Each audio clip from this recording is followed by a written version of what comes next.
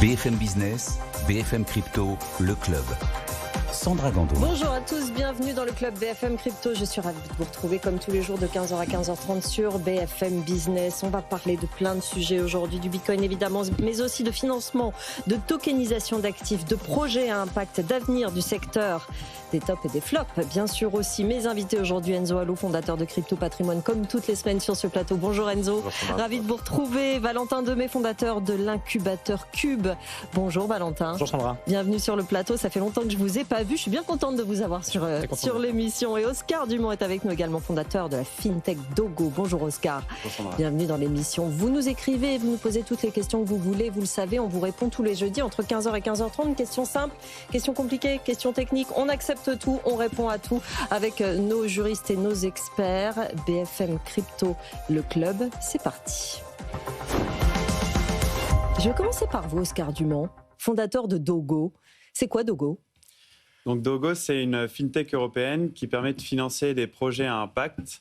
Donc concrètement, on permet à des entreprises européennes d'émettre des obligations vertes ou de financer des parcs d'énergie solaire, par exemple, en Europe. Oui. Et on rend ça plus liquide avec un véritable marché secondaire, plus transparent et plus accessible aux investisseurs européens. On va voir évidemment comment ça fonctionne. On se demandait avant l'émission si on pouvait appeler ça une green tech. C'est une sorte de green tech indirecte en réalité. Oui, on est une fintech parce qu'on a une plateforme financière, mais effectivement, on finance des green tech au niveau européen. Vous avez créé Dogo parce qu'effectivement, vous avez constaté que l'Europe a besoin de centaines de milliards d'euros pour financer sa transition énergétique, que les banques ne suffisent pas.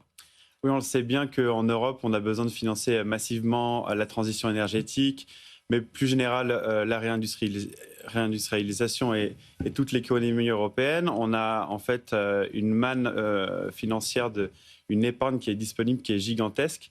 On peut citer le rapport de Christian Noyer de janvier 2026, donc très récent, qui annonçait 39 000 milliards d'euros d'épargne disponible dans la poche des Européens. Donc cette épargne, elle est là. Et il faut du coup flécher vers des projets. Et les projets, on en a en Europe. Mais effectivement, on a un problème pour flécher cet argent vers ces projets. Donc vous avez décidé de parler d'écologie et de blockchain en même temps. C'est hyper ambitieux en ce moment. C'est vrai qu'initialement, c'était assez ambitieux. Oui. Mais c'est surtout la technologie derrière qui m'intéresse. Et effectivement, moi, j'étais banquier avant et j'ai repéré que cette technologie avait un véritable intérêt, justement pour désintermédier, pour rendre l'investissement plus rapide, plus efficace. En fait, c'est un moyen de démocratiser l'investissement et de démocratiser le financement. Donc, en fait, c'est super bien adapté aux problématiques qu'on a en Europe. Et alors, expliquez-nous justement comment ça fonctionne concrètement. On va voir à qui ça s'adresse comme type d'investisseur, mais comment ça fonctionne concrètement de A à Z. Je veux investir dans un projet à impact. Qu'est-ce qui se passe avec Dogo ? On va prendre l'exemple d'un parc d'énergie solaire en Europe, donc de 100 millions d'euros, par exemple. Donc, on est sur des projets, pas pour les particuliers, mais pour les entreprises. Donc, on va avoir un développeur dans l'énergie qui développe ce parc en Italie, par exemple, qui va avoir besoin de le financer. Et il va venir, du coup, sur la plateforme pour émettre des jetons, des obligations ou des parts de l'entreprise directement pour se financer ce parc de 100 millions et on le distribue auprès d'investisseurs professionnels, donc des asset managers par exemple. On ne peut pas distribuer directement aux investisseurs particuliers, mais on peut distribuer via des brokers, des plateformes comme Trade Republic, Bitpanda, Shares en France. Donc voilà, on va fractionner donc, ce parc de 100 millions d'euros en plusieurs jetons, donc on va le rendre plus accessible.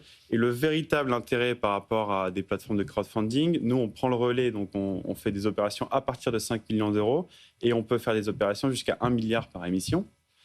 Et l'intérêt, c'est qu'il y a un véritable marché secondaire. Donc vous, en tant qu'investisseur, professionnel ou particulier indirectement, vous pouvez revendre à n'importe quel moment. Avec des avantages certains, rappelez-les-nous. Donc, les avantages de notre plateforme, c'est qu'il y a moins d'intermédiaires, donc il y a moins de frais. Donc, c'est plus rapide et plus efficace. Ouais. Donc, c'est l'ubérisation de la finance. On met en direct les porteurs de projets en relation avec les investisseurs. Et ensuite, l'intérêt, c'est pouvoir revendre 24 heures sur 24, 7 jours sur 7. Donc, l'intérêt du marché et de la technologie qu'on utilise, c'est qu'elle est tout le temps ouverte elle fonctionne sur des smart contracts. Les tokens peuvent être achetés et vendus à n'importe quel moment. Concrètement, Dogo a été créé il y a 3 ans maintenant, c'est 2023, c'est ça. Les projets, l'aboutissement de la plateforme, vous êtes en plein dedans, vous avez levé de l'argent il y a quelques semaines. Ça en est où, justement, pour commencer à développer ces projets ? Donc, en fait, on est sur un processus, nous, d'agrément qui est assez long pour obtenir ces agréments européens. Auprès de l'AMF ? Auprès de l'AMF, la CPR en France, mais en fait, ces agréments qui sont après validés au niveau européen, la Banque Centrale Européenne, l'ESMA. Et ces agréments qui prennent du temps, on a 4 entreprises qui l'ont obtenu en Europe, mais encore aucune opération. C'est très nouveau, mais ça va devenir quelque chose de très gros, il n'y a aucun doute. Et nous, du coup, ça fait 2 ans qu'on est sur les agréments avec les autorités, on échange. C'est quelque chose d'assez lourd, mais effectivement, on aura des pouvoirs assez forts, donc c'est normal. Et on arrive plutôt au bout de ces agréments-là, j'espère. Et effectivement, aujourd'hui, on vient annoncer aussi qu'on a levé un tour de table de 2 millions d'euros qui permet justement de mettre tout ça en place. La technologie est prête, on a beaucoup de clients. Et maintenant, on attend l'agrément pour pouvoir transformer ce pipe commercial. Dans les projets, dans les starting blocks, c'est quoi les premiers ?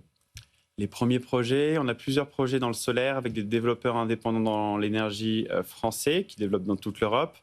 On a plusieurs banques, notamment françaises, sociétés de gestion aussi, qui ont des projets et qui cherchent de la liquidité. On parle en fait, le vrai problème, c'est la liquidité, c'est le fait de trouver justement une sortie. En Europe, on a un autre chiffre important, c'est qu'on a du mal à s'introduire en bourse, alors qu'aux États-Unis, les bourses fonctionnent très bien. Et ce même rapport Noyer disait que le mois dernier, on avait 32% des introductions en bourse dans le monde qui venaient de l'Europe, qui étaient européennes. Aujourd'hui, en 10 ans, de 2015 à 2025, on est passé à 8%. Donc, il y a un problème de sortie et de liquidité. C'est vraiment ce problème-là qu'on va attaquer. On va parler de financement, on va parler de ce nouveau secteur qui se développe à vitesse grand V. J'ai jamais vu ça, franchement, Valentin. Vous êtes, vous aussi, dans l'aide, dans le financement, mais c'est tout le système qui est en train de se construire. Du financement, on va y revenir dans un instant, à la réglementation, justement, au fait que voilà, ça bouge tout le temps, il faut des réglementations, il faut que tout ça entre dans les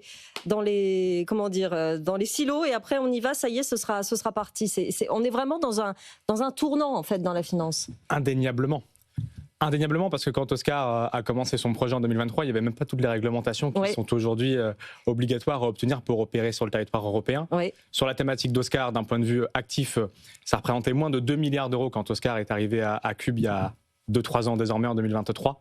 Maintenant, les tokenisations, les actifs de la vie réelle, c'est plus de 390 milliards d'euros que ça représente sur les blockchains.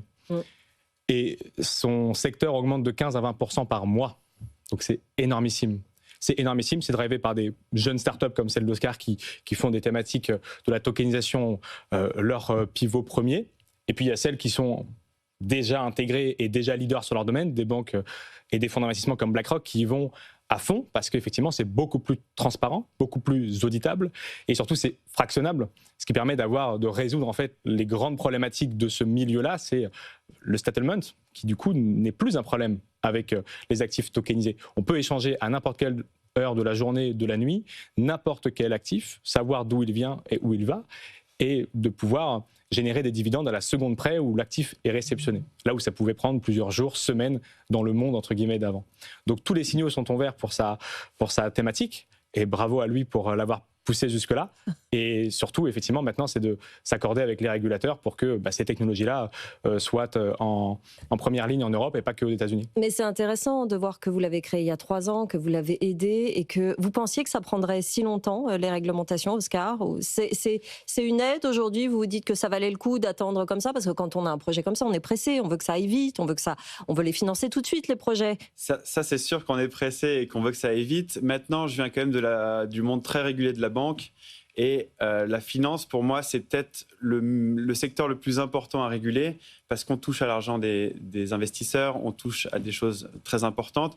Donc, on savait qu'on passerait par là. Effectivement, je ne pensais pas que ça durerait aussi longtemps. Mais en même temps, on se rend compte aussi que c'est vrai que tous les points de la plateforme sont vraiment détaillés. Et je pense que c'est une très bonne chose pour l'investisseur final et pour les clients finaux. Mais effectivement, c'est un peu frustrant. Enfin, on a hâte en tout cas. Ouais, il y a un enjeu énorme derrière, c'est faire de l'Europe un leader de la finance tokenisée. Ça, c'est important. Ça veut dire qu'on aurait une chance d'être leader quelque part dans la finance? Je pense que les nouvelles technologies sont une super opportunité de dépasser quand on a du retard. On sait que les Américains sont très forts dans la finance. Aujourd'hui, les leaders mondiaux, c'est clairement les marchés de capitaux américains. Donc, on connaît le Nasdaq, le New York Stock Exchange. C'est vraiment très centralisé sur quelques places de marché très efficientes. En Europe, on a 27 pays, on a une trentaine de places de marché. C'est hyper fragmenté. Et là, on a une opportunité historique, en fait, de repasser devant avec ces nouvelles technologies. Donc, je pense que, clairement, oui, il y a quelque chose à faire.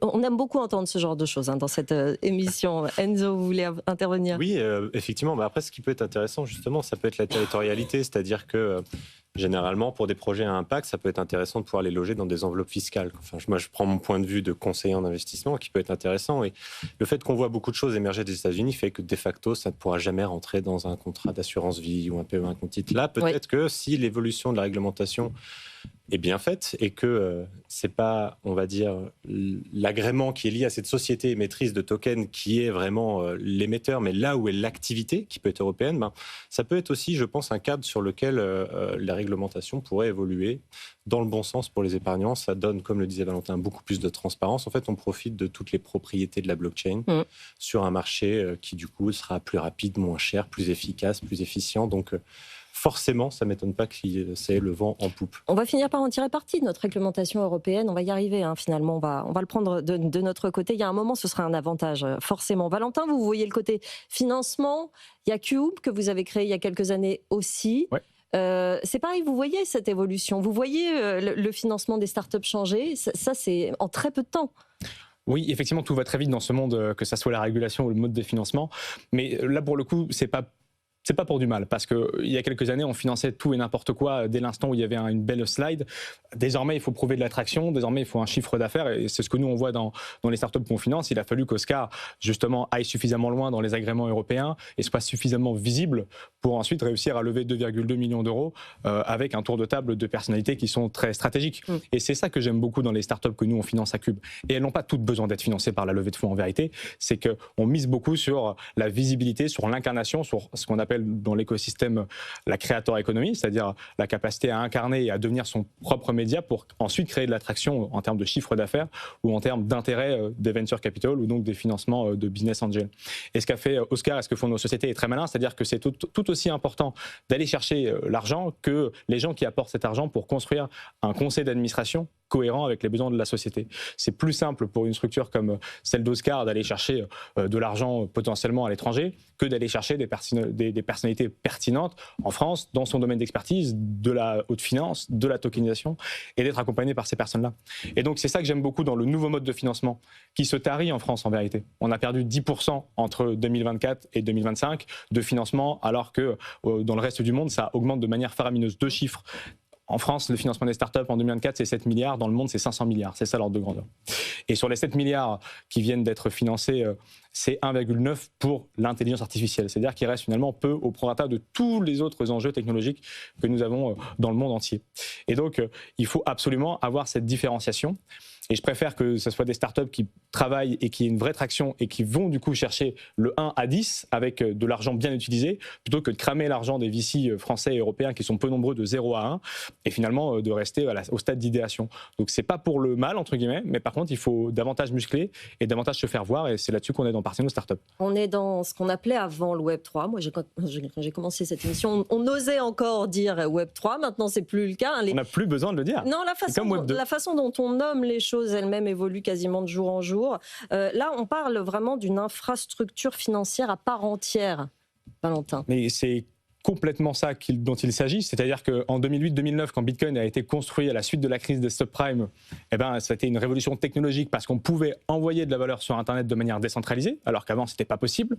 Vulgairement, c'est ce qu'on a toujours dit, on envoie un mail, mais en fait, on le dupliquait dans votre boîte d'envoi et dans la boîte de réception de la personne que vous vouliez contacter.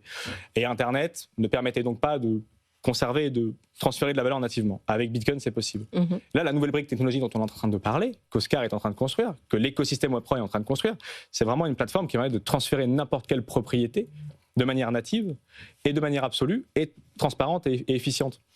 Donc oui, là, on est en train de construire une nouvelle infrastructure financière Et on dit souvent aussi que Bitcoin est un token qui, et vous le commentez tous les jours sur ce plateau, bouge, et c'est vrai, énormément. On était à 120 000 $ il y a quelques semaines, on est à 70 aujourd'hui. Mais on oublie qu'il y a Bitcoin et Bitcoin, c'est-à-dire il y a Bitcoin avec un petit b et un grand B. Il y a l'infrastructure financière qui permet ces échanges mondiaux décentralisés et instantanés avec des frais qui sont très faibles et qui pourraient devenir demain une infrastructure dupliquée sur n'importe quel sujet. Et il y a l'autre Bitcoin, qui est le token, qui lui bouge beaucoup, mais qui lui aussi pourrait changer le monde, notamment en devenant une valeur refuge et une valeur étalon. Eric était à ma place et à l'archevêque la semaine dernière sur votre plateau et en parle très bien. Je pense que là aussi, d'un point de vue usage et d'un point de vue infrastructure, c'est tout ce qui va se dupliquer dans les prochaines années parce que c'est plus efficient, plus rapide et transparent. Et ça se règle en quelques secondes, là où il faut plusieurs jours, semaines, sur n'importe quel autre actif du monde réel aujourd'hui. Ce qui est intéressant, c'est que ça amène effectivement une nouvelle génération d'entrepreneurs. Et complètement. On n'est plus du tout dans ceux qui ont créé le secteur il y a encore quelques années. Il n'y a pas très longtemps. Il va y avoir presque un nettoyage justement à cause de la réglementation. Et il va y en avoir d'autres comme vous qui apparaissent et qui prennent les problèmes par d'autres angles, en fait, Valentin. C'est ça qui est intéressant. Mais c'est que pendant très longtemps, moi j'observe l'écosystème crypto Web3 depuis un peu moins d'une dizaine d'années et j'y travaille depuis 6-7 ans.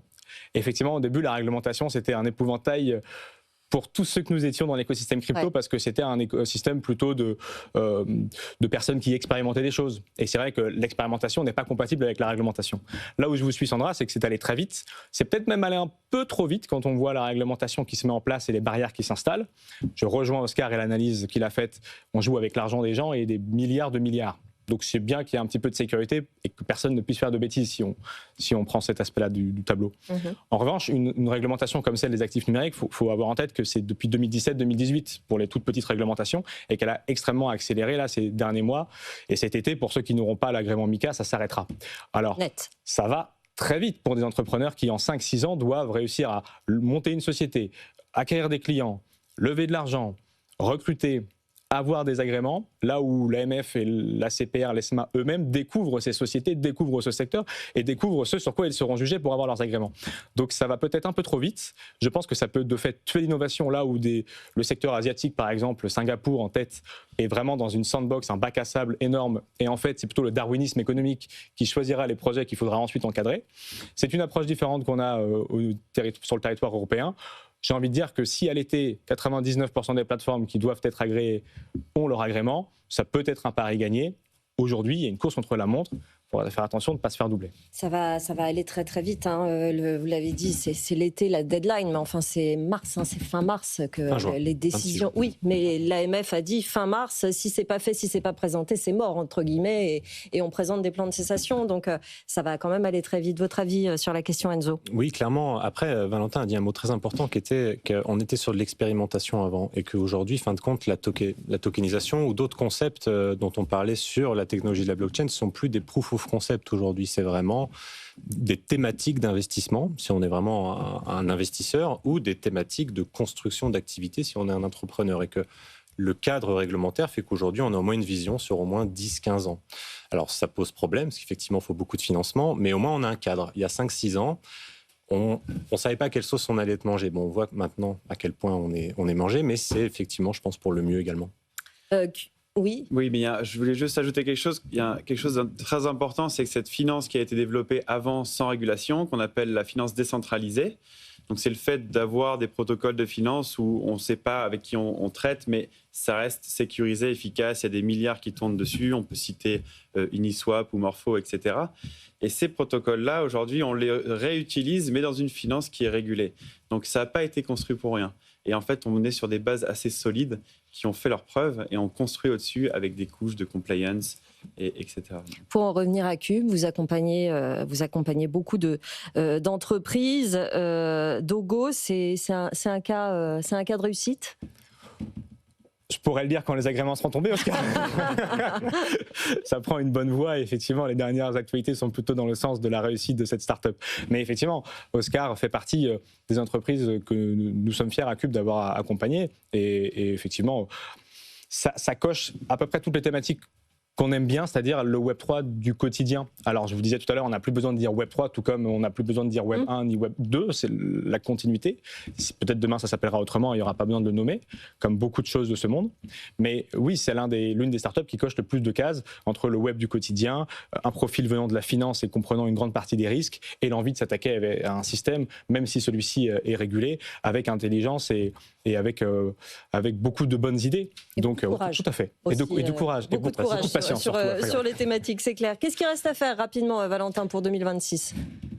Oula, alors sur 2026, il y a encore beaucoup de sujets. Oui, alors, il y a des sujets que peuvent traiter l'écosystème de manière native. Moi, il y a deux choses que je regarde avec attention et sur lesquelles les entrepreneurs que nous sommes, et ils sont de plus en plus nombreux à vouloir entreprendre aujourd'hui, c'est lié à la finance décentralisée. C'est-à-dire que c'est une finance qui est en train de bouleverser les codes de, là aussi, la manière dont on échange des actifs et on les fait fructifier.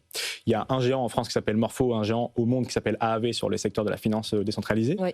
Uniswap, qui est effectivement un échange décentralisé sur lequel vous pouvez amener des Ethereum, par exemple des Ethers, et échanger contre des stablecoins, USDC ou ce genre de choses, de manière décentralisée, sans qu'il y ait aucun carnet d'ordre entre les deux et sans qu'il y ait aucun trader entre les deux, ce qui est assez révolutionnaire quand même sur la manière d'échanger des actifs, et qui doivent aujourd'hui même travailler avec des énormes banques pour justement cette finance tokenisée. Ça, j'aime beaucoup, et il y a beaucoup de choses à faire d'un point de vue infrastructure. Et puis, pour être plus dans l'actualité, moi, ce que je regarde, parce que pour le coup, l'écosystème crypto, d'un point de vue infrastructure, peut apporter énormément de choses, c'est sur le wallet numérique, sur lequel l'État est en train d'avancer à une vitesse faramineuse, avec tous les dangers que ça impose, puisque avoir une entité centralisée avec tous les piratages qu'on connaît, ça peut être assez dramatique.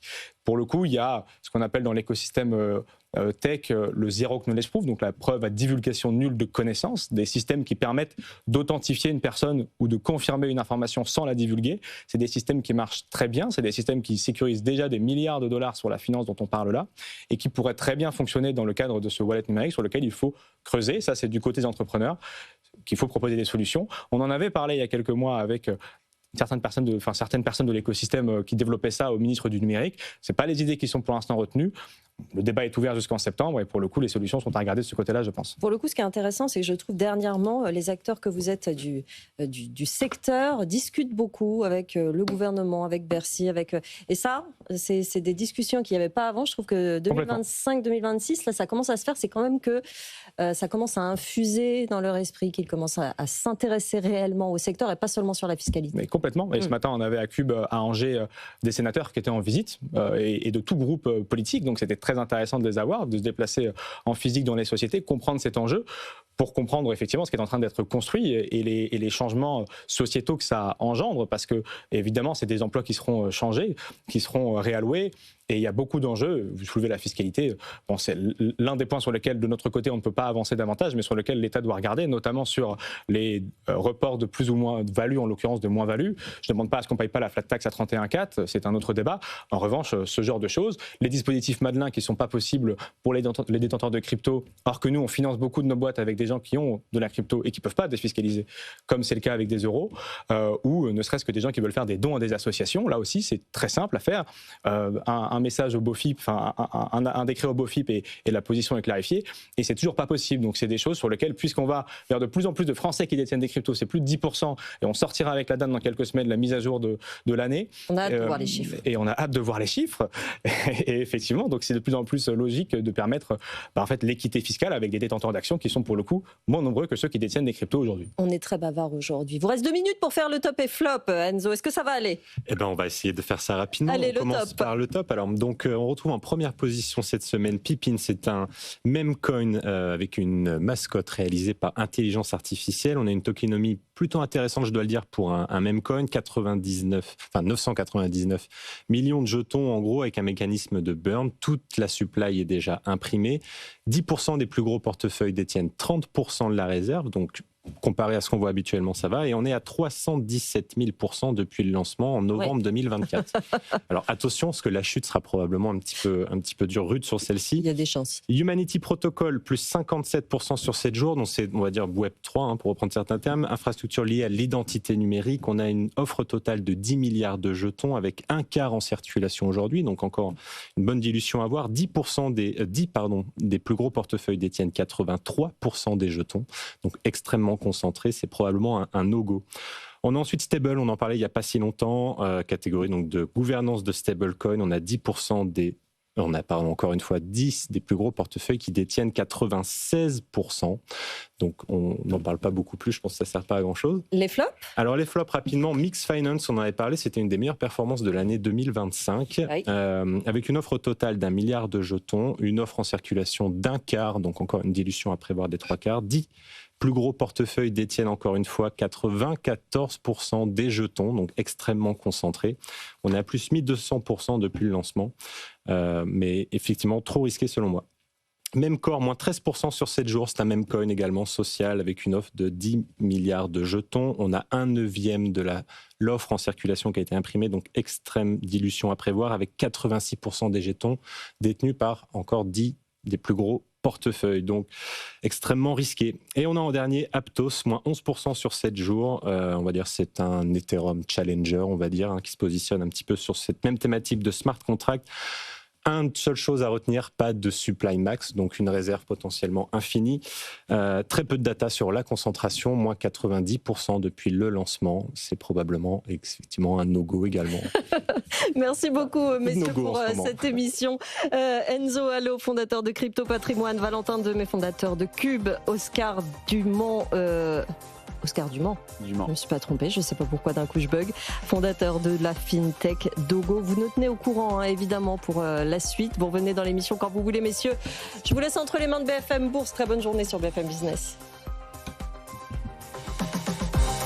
BFM Business, BFM Crypto, le club.